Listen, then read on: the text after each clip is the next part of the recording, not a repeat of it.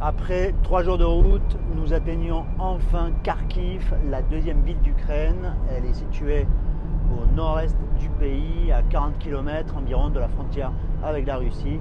Kharkiv est une cité martyre, constamment bombardée depuis maintenant 5 semaines par les troupes de Vladimir Poutine.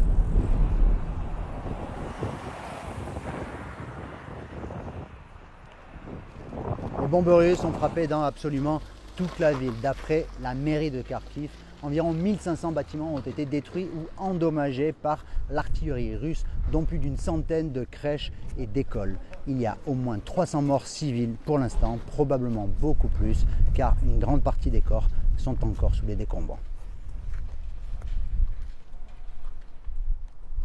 Nous sommes ici devant un bâtiment symbolique, juste derrière moi, le siège du conseil régional de la région de Kharkiv. Au tout début de l'invasion russe, un tir de missile balistique avait ciblé ce monument.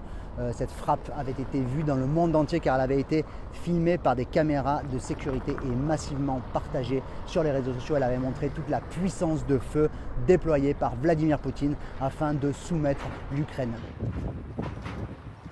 Атаки наземних частин російських, вони завершилися поразкою. Єдине, що їм поки що вдається, це артилерійські обстріли та ракетні удари.